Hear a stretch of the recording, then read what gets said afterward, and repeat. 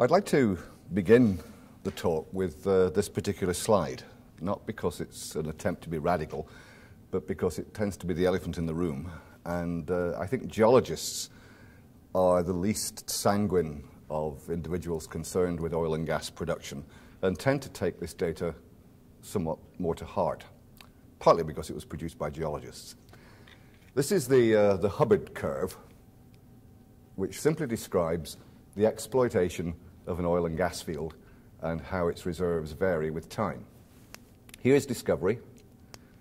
As more and more wells are sunk into the field and production increases steeply, and then when half of it's consumed, we reach peak, and after that, no matter how many new wells you put into the field, you're exploiting a finite resource and it declines.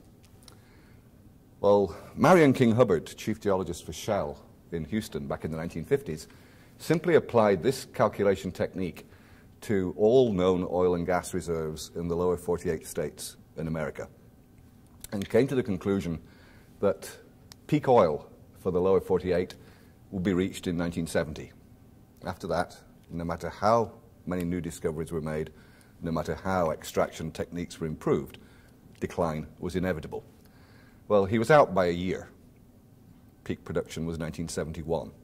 And interestingly enough, in 1969, the biggest single oil field ever discovered in North America was found at Prudhoe Bay in North Alaska. That discovery did not shift the position of the peak, partly because it took nearly 10 years to bring that oil to market, and secondly because consumption and demand were increasing, so all that discovery did was affect the slope of this declining curve. So that we're now in the position, or rather 5 years ago we were in the position that North America was requiring, or the United States was requiring, to import some 40% of its oil and gas, and that number was only likely to keep on rising. This is the same technique applied to total world production of oil and gas, and this is produced by the Association for the Study of Peak Oil, who tend to be retired senior geologists from BP, Shell, ExxonMobil. And these are the people who've been involved in calculating those reserves over the years. So I think we geologists have quite a bit of confidence in this. The only difference between the various curves, forgetting these up here, is that no one's terribly sure exactly where the peak is. Some would argue that the peak was as early as 2005, some that it's going to be as late as 2020. But we all agree that we're going to hit a peak. How wide will the plateau be, and how steep will be the decline on the other side? And what's even more striking is that if you put a curve in here for demand, it would show an inexorable rise all the way across that graph. So once we go into the period of decline, against increasing demand, it's not that there will not be oil and gas, it's just that it will become more and more expensive, and those countries like Canada, which have it in the ground, will find their hands on an increasingly valuable resource. You're all businessmen. I don't need to labor that point. So what is shale gas, and how does it fit into this big picture? What I want to address is a number of points. Firstly, what is New Brunswick shale gas? The difference between conventional and unconventional oil and gas. Fracking, or hydrofracturing, and how that fits into the big picture.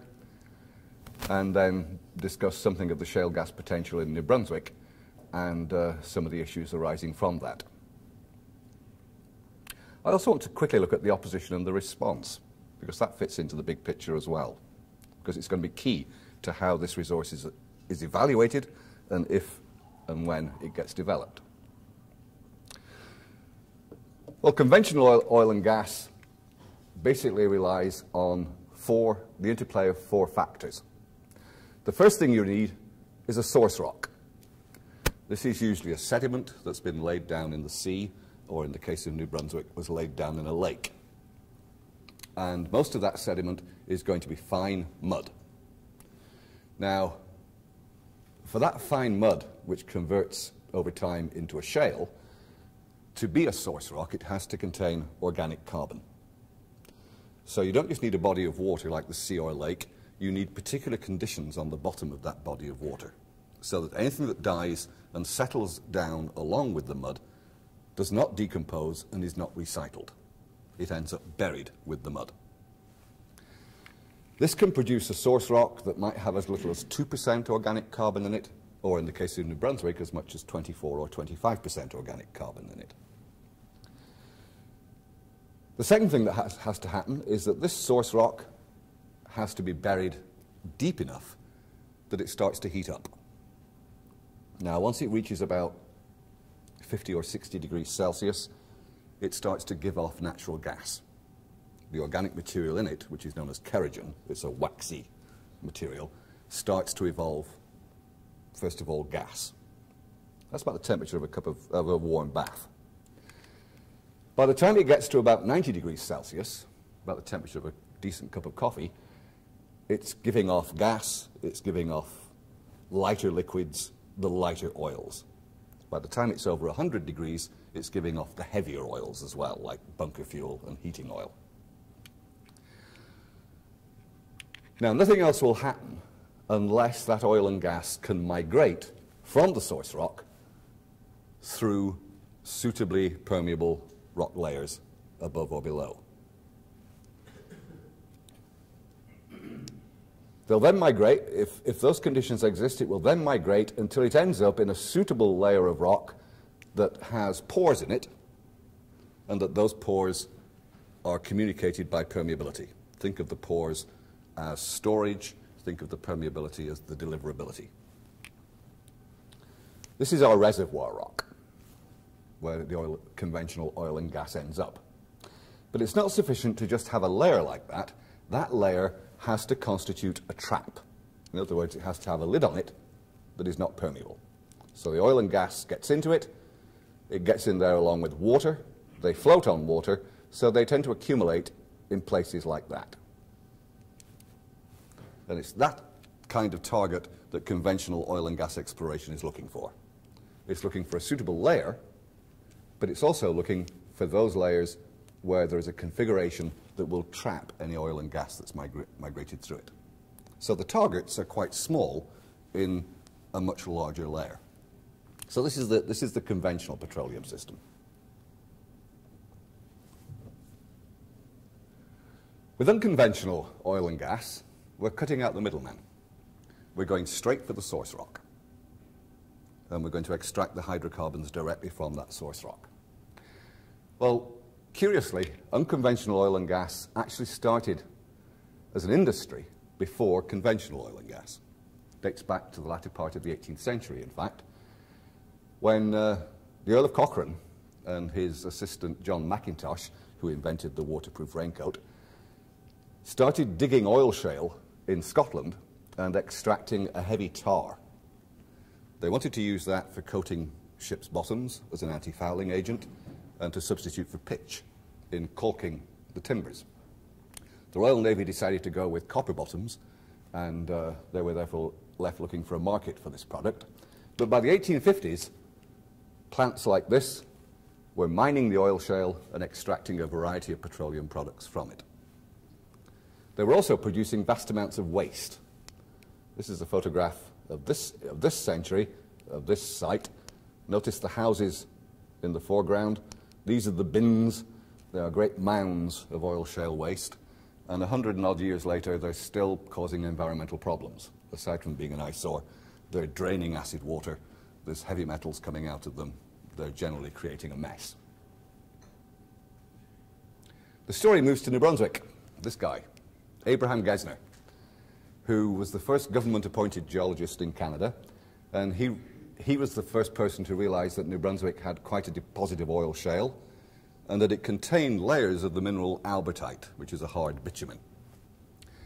He patented a method for distilling kerosene or lamp oil from albertite, and then lost the rights to any mine, but his rival opened up the mines at Albert Mine in New Brunswick, and by the 1850s this was not only the second largest settlement in New Brunswick, it was also North America's first petroleum industry. They were digging the albertite, shipping it down to New York and Boston for distillation.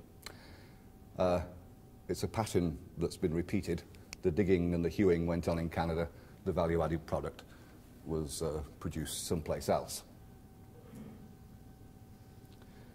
What killed off this industry was the discovery at Stevenstown in Pennsylvania, and roughly the same year, 1859, at Petroleum in Ontario, that by drilling a hole into the ground and hitting a reservoir rock, the oil came bubbling up to the surface all on its own. It was easier to refine, it made for a cheaper product, and the kerosene industry, based in New Brunswick, eventually died. Notice the disregard for any sort of environmental concern here. Oil was allowed to run down ditches and accumulate in pools, where it was then taken away for refining. So, what's the shale gas and the shale gas resource? This is the game changer. 10 years ago, we were looking at the US particularly having to import 40% and increasing of its oil and gas. Then, down here in Texas, an experimental type of drilling was carried out on the Barnett Shale. Drill into the thing vertically and then divert the drill string so that it can run horizontally following the layer, hydrofracture the rock, and the gas flows out. So all of a sudden, North America had a shale gas reserve, like the Barnett, covering all these similar shale deposits right up through the Appalachian states and across the lower Midwest. Other examples dotted around the western states, huge potential up here in Alberta, Saskatchewan, Manitoba, and there in New Brunswick. Don't let the area there fool you. Some of the shales that are being exploited through here, they are layers no more than 100 or 200 meters thick, but they have a very large lateral extent. In New Brunswick, we don't have too much of a lateral extent, but in places, the oil shale layer is over 1 kilometer thick. So what we lack in area, we make up for in volume. It is a world-class potential to go with any of these potential shale gas deposits in the States. So where is the potential resource here in New Brunswick? It's located in rocks that are carboniferous in age. You won't be able to see the details there, but they're basically deposited between 350 and 300 million years ago. And most of these are the yellow-colored rocks in this area. That simply gives the details of the carboniferous rocks.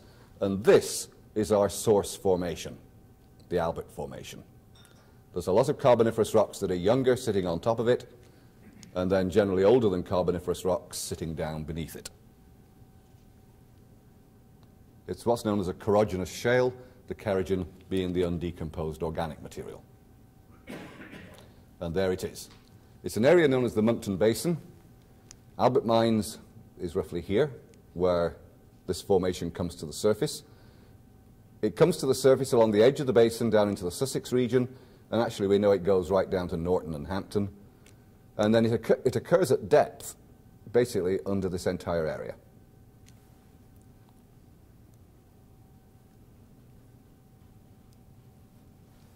The rocks that make up this area belong to this package.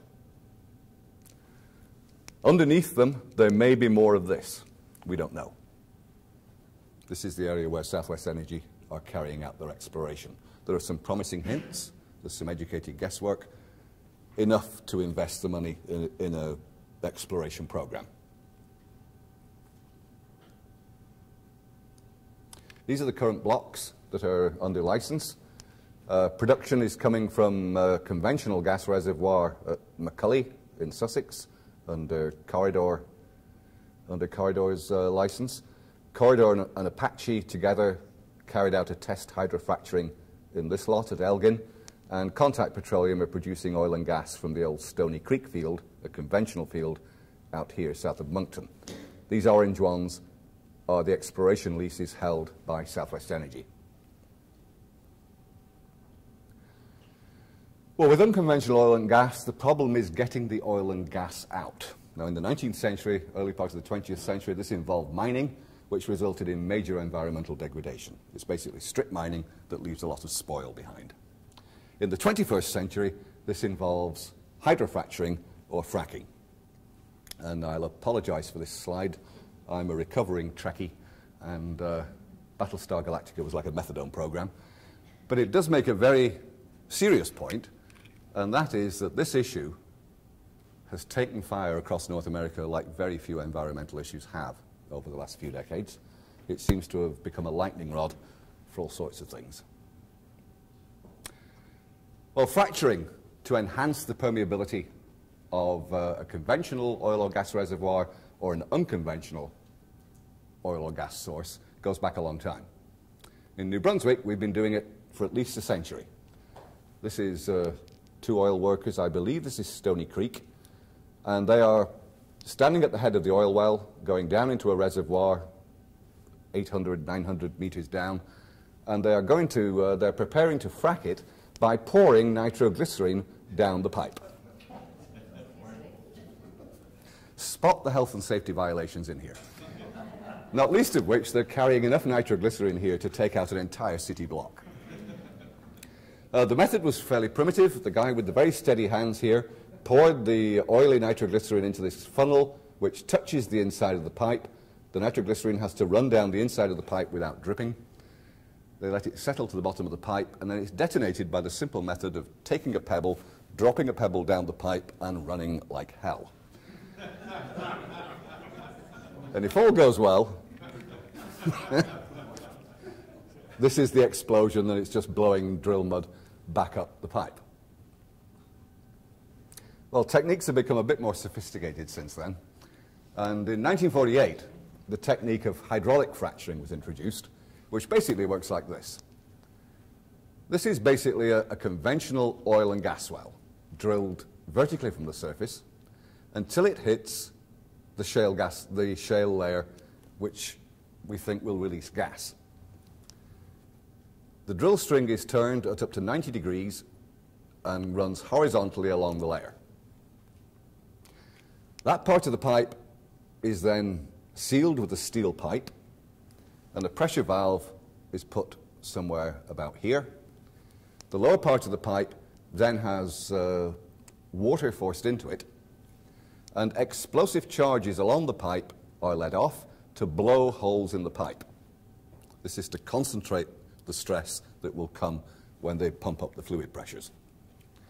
The fluid pressure in this lower pipe is then pumped up until it exceeds the weight of the rock sitting on top.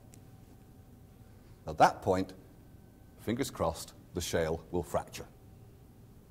And the fracturing will run vertically through the layer for about 20 or 30 meters from the pipe. Now that fracturing is permeability that didn't previously exist. In order that you can get the gas out, you then have to withdraw that water back to the surface. Well, if you do that, you're dropping the pressure, and the weight of the overlying rock would just allow the fractures to seal up. So what goes down with the water is a propellant material, which is usually sand.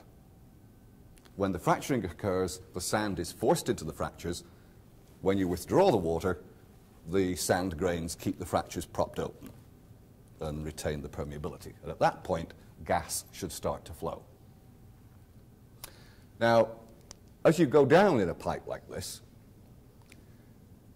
pressure increases as you go down simply because you've got a greater and greater column of rock sitting on top. And generally, just as a ballpark figure, you can say that the pressure increases by about 3 tons per square meter for every meter down you go, on the grounds that a cubic meter of rock weighs about 3 tons. So by the time you're down here, which might be 2 kilometers down, the pressure is about 6,000 tons per square meter. These are the pressures that oil and gas production deals with all the time, given that conventional fields are being exploited to a depth of 7 kilometers.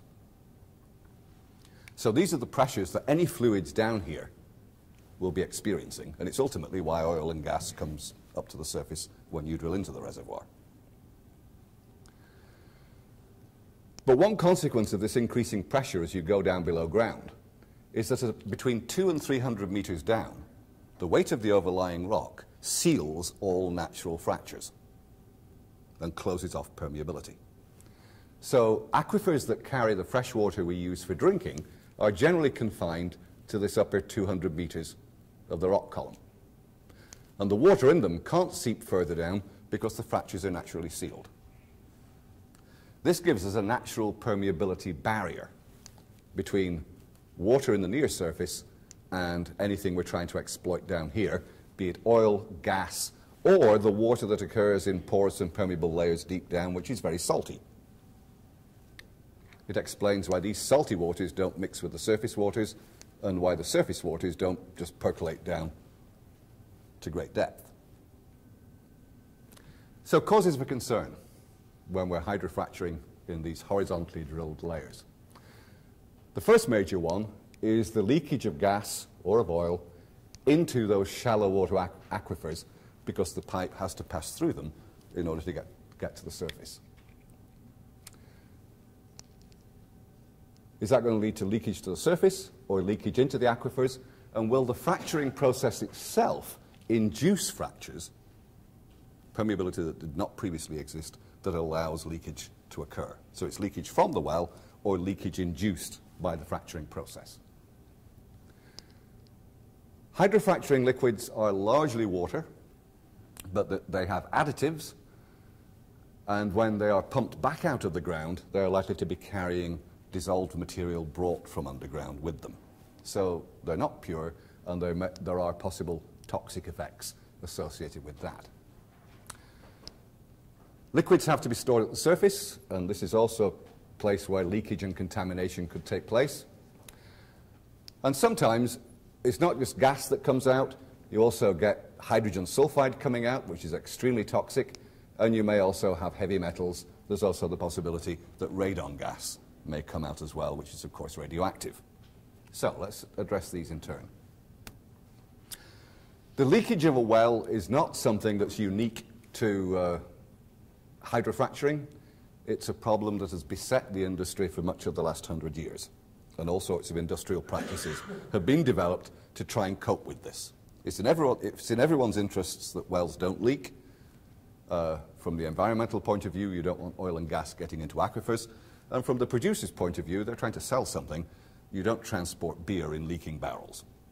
It's probably the best analogy I can make. So it's in everyone's interest that the well doesn't leak. The best way to prevent a well from leaking is to case it. And it's been faults in casing that have been associated with just about every case of gas getting into well water that's been documented in North America over the last decade. The Duke University study from 2 years ago looked at West Pennsylvania, and there's a superb article in the Current Scientific American which actually looks at the whole issue of fracturing. But casing basically works as follows. You've got a body of rock with a layer here that's an aquifer. You're going to drill through it with a wide bore hole. Into that wide bore hole is put a steel pipe, and then the gap between the pipe and the rock is filled under pressure with cement. That has the purpose of firstly making sure that the pipe is anchored into the rock, and secondly it seals the pipe against the aquifer. So you can't get gas or oil coming out or water going in. Another steel pipe of narrower bore is then put right through, and the gap again sealed with cement. And this process can actually happen 3 times.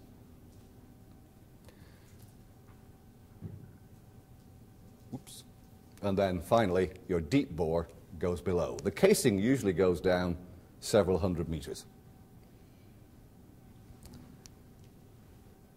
Now, the casing, once it's in place, can be checked by the simple expedient of pressurizing the well to its operating pressure and monitoring how that pressure is maintained.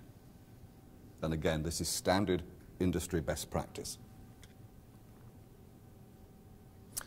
What about the fluids themselves? Well, as I say, it's largely water, and hydrofracturing does use considerably more water than conventional oil and gas drilling, which is an issue in its own right.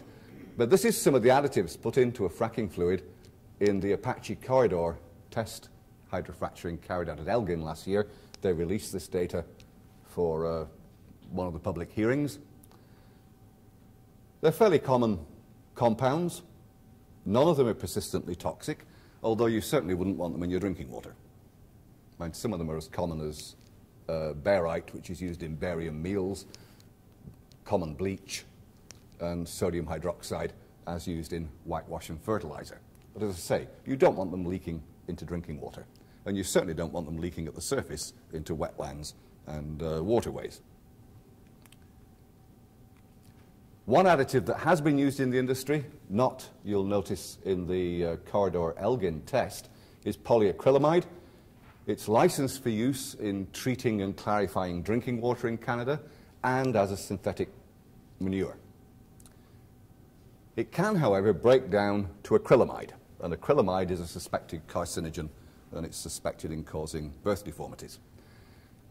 But also bear in mind, you create acrylamide every time you have a barbecue, and every time you make fries, and every time you bake your own bread. It's why they taste so good. But clearly, again, you don't want something like that loose in the environment if you can help it. Some jurisdictions, California and North Dakota now, require full disclosure of all fracking additives, and they put severe restrictions on the use of polyacrylamide. Now, in Canada, this has created a problem in that some provinces are moving towards this full disclosure, but one of the additives used is something called HT40. It's basically a synthetic diesel fuel manufactured by Petrocan. They do it under federal license, and they consider its composition to be proprietary information, and the provinces have no jurisdictional control over whether they release the details or not. So we have a nice Canadian conflict of jurisdiction. Surface leaks are the other problem. Fluids at the surface can either be stored in open ponds or, as here at Elgin, in tanks. And these surface ponds, and indeed all fluid-carrying material, has to be sealed beneath to prevent seepage down into aquifers, and has to be surrounded by some sort of berm to prevent surface runoff in the event of, say, a major storm putting extra water in there. It would make far more sense to have as much fluid as possible stored in tanks rather than in open pits. That's simply a safety characteristic.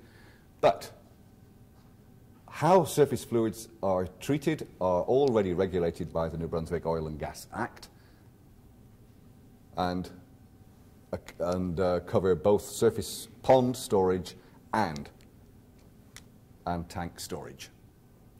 The other major source of surface leakage is accidents involving the transportation of these fluids to and from the site.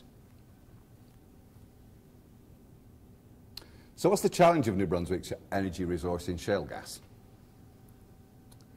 Basically, can this resource be exploited effectively, profitable for the companies and the province, and can it be done safely, safeguarding the drinking water? Now, the various players in this, energy companies have the technology and the expertise. Academia and government scientists can bring neutral advice. A regulatory framework is essential. And the fourth point I'd suggest is that public consent is also necessary, hopefully based on the facts. The position we seem to be at in New Brunswick at the moment is that we have a province-wide anti-shale gas campaign and demonstrations, and this is part of something happening all across North America. At the count, when I put this together, 6 municipalities have voted to ban shale gas exploration, and not just hydrofracturing, but also seismic exploration. There have been at least 3 rallies at the Fredericton legislature, numbering over 1,000. Very widespread distribution of gasland, which is a superb piece of propaganda. The facts it contains are probably accurate. It's the facts it doesn't contain that it deliberately omitted that are absolutely important. Public hearings turn into confrontations. We've had vandalization of exploration equipment. It seems to be part of a larger campaign to shut down not only oil and gas production, but also mining. The Sussex Potash Mine is also being targeted. And it highlights a widespread and massive distrust of government and corporations.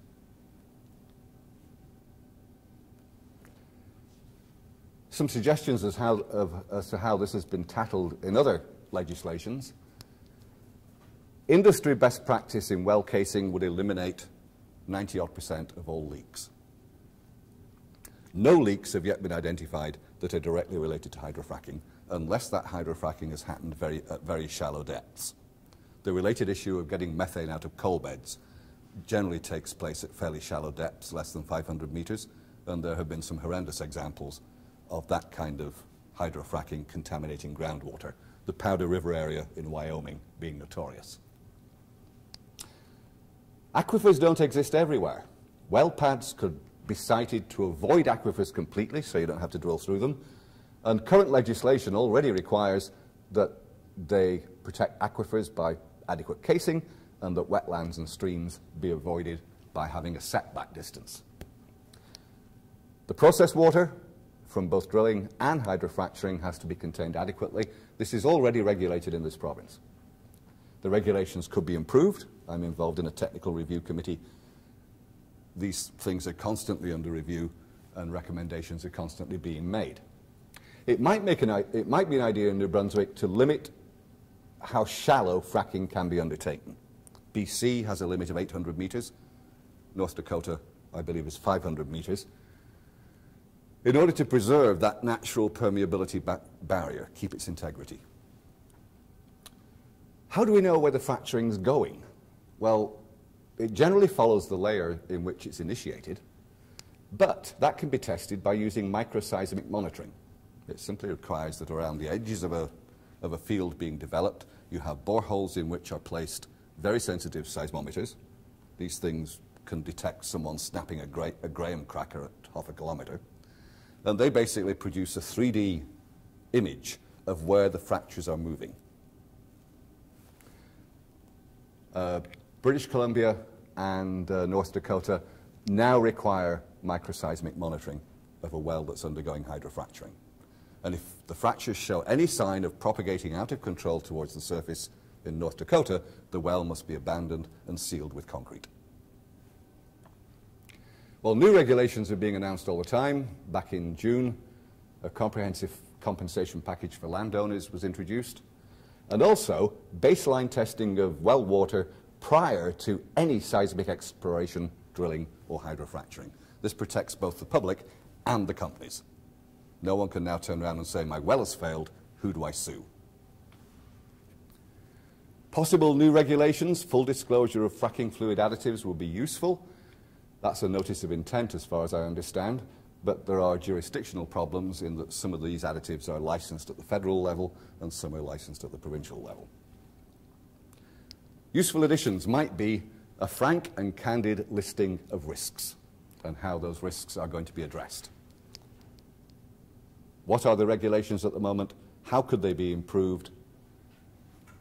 Both public industry and external advice will be useful here.